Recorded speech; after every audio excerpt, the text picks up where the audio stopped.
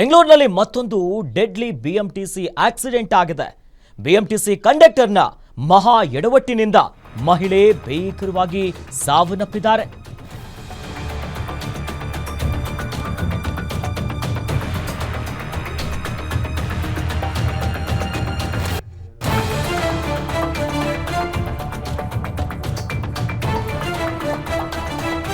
ಬೆಂಗಳೂರಿನಲ್ಲಿ ಬಿಎಂಟಿಸಿ ಬಸ್ಸಿನ ಆಕ್ಸಿಡೆಂಟ್ ಆಗಿದೆ. ಬಿಎಂಟಿಸಿ ಬಸ್ನ ಕಂಡಕ್ಟರ್ನ ಎಡವಟ್ಟಿಗೆ ಮಹಿಳೆ ಸಾವನ್ನಪ್ಪಿದ್ದಾರೆ. ಭೀಕರ ಅಪಘಾತದ ಭಯಾನಕ ದೃಶ್ಯ ಸಿಸಿಟಿವಿಯಲ್ಲಿ ಸೆರೆಯಾಗಿದೆ. ಬಸ್ ಅನ್ನ ಓಡಿಸೋದಕ್ಕೆ ಹೋಗಿ ಮಹಿಳೆ ಮೇಲೆ ಹತ್ತಿಸಿದ್ದಾನೆ ಕಂಡಕ್ಟರ್. ರಸ್ತೆ ಬದಿಯ ಕ್ಯಾಂಟೀನ್ ಧ್ವಂಸ ಆಗಿದೆ. ಈ ಸಂದರ್ಭದಲ್ಲಿ ಓರ್ವ ಮಹಿಳೆ ಸಾವನ್ನಪ್ಪಿದ್ದಾರೆ. ನಿನ್ನೆ ಪೀಣ್ಯ ಬಳಿ ನಡೆದಿರುವಂತಹ ಭೀಕರ ಅಪಘಾತ ಇದು. ಬಸ್ನಲ್ಲಿದ್ದಂತ 10 ಮಹಿಳೆಯರು ಬದುಕಿದ್ದೇ ಒಂದು ರೀತಿ ಪವಾಡ ಅನ್ಬೋದು. ಆಕ್ಸಿಡೆಂಟಿನ ದೃಶ್ಯ ನೋಡಿದ್ರೆ ಎದೆ ಜಲ್ಲನ್ನುತ್ತೆ. ಬಿಎಂಟಿಸಿ ಬಸ್ ಕಂಡಕ್ಟರ್ನ ಎಡವಟ್ಟಿನ ದೃಶ್ಯಗಳು ಸಿಸಿಟಿವಿಯಲ್ಲಿ ಸೆರೆಯಾಗಿದೆ. ನಿನ್ನೆ ಆಗಿರುವಂತಹ ಘಟನೆ ಇದು. ಸದ್ಯ ಆ ಸಿಸಿಟಿವಿ ದೃಶ್ಯವನ್ನ ನೋಡ್ತಾ ಇದೀವಿ. ನೋಡಿ ಯಾವ ರೀತಿಯಾಗಿ ಚೆಲ್ಲಾಪಿಲ್ಲಿಯಾಗಿ ಬೀಳ್ತಾರೆ. ಬದುಕಿದ್ದೇ ಅದೃಷ್ಟ ಅನ್ಬೋದು, ಒಂದು ರೀತಿ ಪವಾಡದ ರೀತಿಯಲ್ಲಿ. ನೋಡಿ, ಕಂಡಕ್ಟರ್ ಬಸ್ ಓಡಿಸಿದ್ದು, ಡ್ರೈವರ್ ಅಲ್ಲ. ಪೀಣ್ಯದ ಬಳಿ ನಿನ್ನೆ ನಡೆದಿರುವಂತಹ ಘಟನೆ ಇದು. ಬಸ್ ಅನ್ನ ಓಡಿಸೋಕ್ ಬರಲ್ಲ ಕಂಡಕ್ಟರ್ಗೆ. ಕಂಡಕ್ಟರ್ ಕೆಲಸ ಏನು? ನಿರ್ವಹಣೆ ಮಾಡೋದು, ಟಿಕೆಟ್ ಕೊಡೋದು, ಇತರ ಕೆಲಸ. ಆದ್ರೆ ಬಸ್ ಓಡಿಸೋದಕ್ಕೆ ಬರದೇ ಇರುವಂತ ಕಂಡಕ್ಟರ್ ನಿನ್ನೆ ಚಾಲಕನ ಸೀಟ್ ಮೇಲೆ ಕೂತ್ಕೊಂಡು ನಾನು ಓಡಿಸ್ತೀನಿ ಅನ್ನೋದಾಗ ಬಸ್ ಓಡಿಸಿ ಪ್ರಯಾಣಿಕರೆಲ್ಲರೂ ಕೂಡ ಇದ್ರು. ಈ ಸಂದರ್ಭದಲ್ಲಿ ಮಹಿಳೆ ಮೃತಪಟ್ಟಿದ್ದಾರೆ. ಆ ಮಹಿಳೆ ಯಾರು? ಕ್ಯಾಂಟೀನ್ ಇತ್ತಲ್ಲೊಂದು ರೋಡ್ ಪಕ್ಕದಲ್ಲೇ. ಆ ಕ್ಯಾಂಟೀನ್ಗೆ ಹೋಗಿ ಬಸ್ ಗುದ್ದಿದಂತ ರಭಸಕ್ಕೆ ಅಲ್ಲಿದ್ದಂತ ಮಹಿಳೆ ಸಾವನ್ನಪ್ತಾರೆ. ಜೊತೆಯಲ್ಲಿ ಬಸ್ಸಲ್ಲಿದ್ದಂತ ಪ್ಯಾಸೆಂಜರ್ಸ್ಗಳು ಎಲ್ಲ ಮಹಿಳೆಯರೇ ಅತಿ ಹೆಚ್ಚಿನ ಸಂಖ್ಯೆಯಲ್ಲಿ ಇರ್ತಾರಲ್ಲಿ. ಎಲ್ಲರೂ ಕೂಡ ಚೆಲ್ಲಾಪಿಲ್ಲಿಯಾಗಿ ನೋಡಿ ಹೆಂಗ್ ಬೀಳುತ್ತೆ ಅಂತ. ಮುಂದ್ಗಡೆ ಒಂದು ಕಾರ್ ಬೇರೆ ಇತ್ತು ಅಲ್ಲಿ ಪಕ್ಕದಲ್ಲೇ. ಮತ್ತೊಂದ್ ಕಡೆಯಲ್ಲಿ ಬಸ್ ಕೂಡ ಇತ್ತು. ಯಾಕೆ ಹಿಂಗ್ ಮಾಡಕ್ ಹೋಗ್ತಾರೆ? ಜೀವದ ಜೊತೆ ಚೆಲ್ಲಾಟ ಆಡೋದಂದ್ರೆ ಇದೆ ನೋಡಿ. ಆ ದೃಶ್ಯ ನೋಡ್ತಾ ಇದ್ರೆ ಮೈ ಗಡಗಡ ಅನ್ನುತ್ತೆ. ಅದು ಕೂಡ ಬಹಳ ಸ್ಪಷ್ಟವಾಗಿ ಗೊತ್ತಾಗ್ತಿದೆ ನೋಡಿ. ಸಿಸಿಟಿವಿ ಕ್ಯಾಮೆರಾದಲ್ಲಿ ಎಲ್ಲ ದೃಶ್ಯಾವಳಿಗಳು ಕೂಡ ರೆಕಾರ್ಡ್ ಆಗಿದೆ. ಜಸ್ಟ್ ಮಿಸ್ ಆಗುತ್ತಲ್ಲೊಂದು ಬಸ್ಸು, ಪಕ್ಕದಲ್ಲೇ ಮತ್ತೊಂದು ಕಾರ್ ಬೇರೆ ಪಾರ್ಕ್ ಆಗಿರುತ್ತೆ. ನೋಡಿ ನೋಡಿ ನೋಡಿ ನೋಡಿ ಹೆಂಗೆ ಆ ಸೈಡಲ್ಲಿ ಇದ್ದಂತಹ ಕ್ಯಾಂಟೀನ್ಗೆ ಹೋಗಿ ಡಿಕ್ಕಿ ಹೊಡೆದು ಮಹಿಳೆ ಸಾವನ್ನಪ್ತಾರೆ. ಅಲ್ಲಿದ್ದಂಥವ್ರು ಎಲ್ಲರೂ ಕೂಡ ಕೆಳಗು ಬೀಳ್ತಾರೆ. ಈ ಬಗ್ಗೆ ಹೆಚ್ಚಿನ ಡೀಟೇಲ್ಸ್ ನೀಡ್ತಾರೆ ನಮ್ಮ ಮೆಟ್ರೋ ರಿಪೋರ್ಟರ್ ಚರಣ್. ದೂರವಾಣಿ ಸಂಪರ್ಕದಲ್ಲಿ ನಮ್ಮ ಜೊತೆ ಜಾಯ್ನ್ ಆಗ್ತಿದ್ದಾರೆ. ಚರಣ್ಣ, ನಿಜಕ್ಕೂ ಆ ಸಿಸಿಟಿವಿ ದೃಶ್ಯ ನೋಡ್ತಿದ್ರೆ ಇಲ್ಲೇ ಕೈಯೆಲ್ಲ ಗಡಗಡ ಅಂತ ಇದೆ. ನಿನ್ನೆ ಎಷ್ಟೊತ್ತಿಗಾದಂತಹ ಘಟನೆ, ಜೊತೆಯಲ್ಲಿ ಆ ಸಂದರ್ಭದಲ್ಲಿ ಎಷ್ಟು ಜನ ಪ್ರಯಾಣಿಕರು ಬಸ್ನಲ್ಲಿ ಪ್ರಯಾಣ ಮಾಡ್ತಿದ್ರು? ಈಗ ಮೊದಲೇ ಡೌಟ್ ಬರ್ತಿರೋ ಆ ಕಂಡಕ್ಟರ್ ಯಾಕೆ ಬಸ್ ಓಡಿಸ್ತಿದ್ದ? ಎಸ್ ಅಖಿಲೇಶ್, ಪ್ರಮುಖವಾಗಿ ನಿನ್ನೆ ಸುಮಾರು 8:45 ಸುಮಾರಿಗೆ ನಡೆದಿರುವಂತಹ ಘಟನೆ ಇದು. ಪ್ರಮುಖವಾಗಿ ಮೆಜೆಸ್ಟಿಕ್ ನಿಂದ ಪೀಣ್ಯಗೆ ಹೋಗ್ತಾ ಇದ್ದಂತ ಎಲೆಕ್ಟ್ರಿಕ್ ಬಸ್ ಇದು.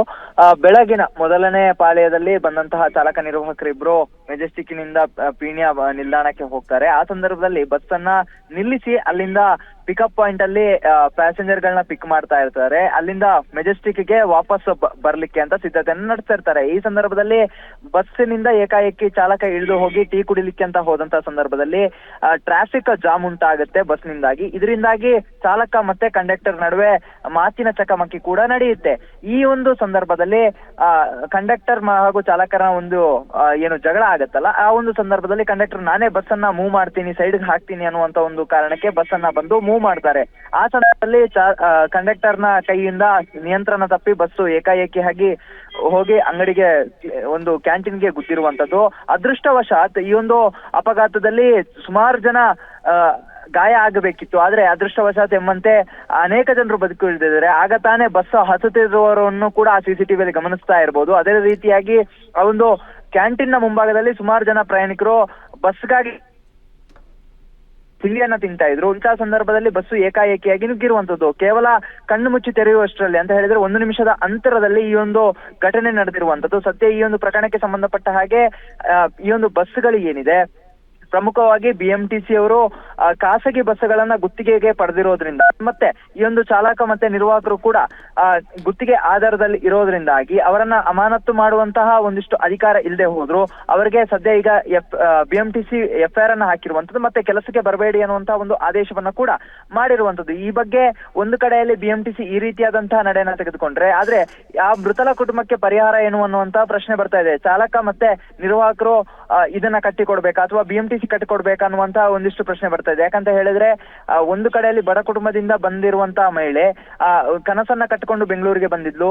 ತುಂಬಾ ಬಡತನದಿಂದಾಗಿ ಇಲ್ಲಿ ತನ್ನ ಕುಟುಂಬದ ಜೊತೆ ಕೆಲಸವನ್ನ ಮಾಡ್ಕೊಂಡು ಕುಟುಂಬವನ್ನ ನಿಭಾಯಿಸುವಂತ ಕೆಲಸವನ್ನ ಮಾಡ್ತಾ ಇದ್ರು. ಇಂತ ಈ ಸಂದರ್ಭದಲ್ಲಿ ಒಂದು ಅಪಘಾತ ಆಗಿ ಮೃತಪಟ್ಟಿರುವಂತದ್ದು. ಒಂದೆಡೆ BMTC ಈ ಬಸ್ಗಳಿಗೂ ನಮಗೂ ಸಂಬಂಧ ಇಲ್ಲ, ಅದು ಗುತ್ತಿಗೆ ಆಧಾರದ ಮೇಲೆ ಅನ್ನುವಂತಹ ಒಂದು ಮಾತನ್ನ ಆಡಿ ಕೈ ತೊಳೆದುಕೊಳ್ಳುವಂತ ಪ್ರಯತ್ನವನ್ನ ಮಾಡಿದ್ರೆ ಇತ್ತ ಚಾಲಕ ಮತ್ತೆ ನಿರ್ವಾಹಕರನ್ನ ಕೆಲಸಕ್ಕೆ ಬರದಂತೆ ಒಂದು ತಡೆಯಾಜ್ಞೆಯನ್ನು ನೀಡಿರುವಂತದ್ದು. ಎಲ್ಲ ಒಂದು ಕಡೆಯಲ್ಲಿ ಆ ಕುಟುಂಬಕ್ಕೆ ಪರಿಹಾರವನ್ನ ಯಾರು ನೀಡ್ತಾರೆ ಅನ್ನುವಂತಹ ಪ್ರಶ್ನೆ ಈಗ ಉದ್ಭವ ಆಗಿರುವಂತದ್ದು. ಪ್ರಮುಖವಾಗಿ ಚಾಲಕ ಮೇಲಿನಿರುವಂತಹ ಸಿಟ್ಟಿಗೆ ಕಂಡಕ್ಟರ್ ಈ ರೀತಿಯಾಗಿ ಮಾಡಿರುವಂತದ್ದು ಇಷ್ಟು ಜೀವಗಳಿಗೆ ಅಂತ ಹೇಳಿದ್ರೆ ಅಲ್ಲಿ ಅನೇಕ ಜನರಿಗೆ ಜೊತೆಯಲ್ಲಿ ಈಗ ಮೃತಪಟ್ಟಿರುವಂತ ಮಹಿಳೆ ಕುಟುಂಬ ಏನ್ ಹೇಳ್ತಿದೆ, ಅವ್ರೇನಾದ್ರೂ ಈಗ ಪರಿಹಾರಕ್ಕೆ ಆಗ್ರಹಿಸ್ತಿದ್ದಾರಾ, ಅವ್ರೇನ್ ಹೇಳ್ತಿದ್ದಾರೆ? ಜೊತೆಲಿ ಆ ಕ್ಯಾಂಟೀನ್ ಅಲ್ಲಿ ಎಷ್ಟು ಜನ ಇದ್ರು, ಇವ್ರ ಮೇಲೆ ಕ್ರಮ ಯಾರು ತೆಗೆದುಕೊಳ್ತಾರೆ? BMTC ಏನಾದ್ರೂ ಈ ಬಗ್ಗೆ ಪ್ರತಿಕ್ರಿಯೆ ಕೊಟ್ಟಿದ್ಯಾ?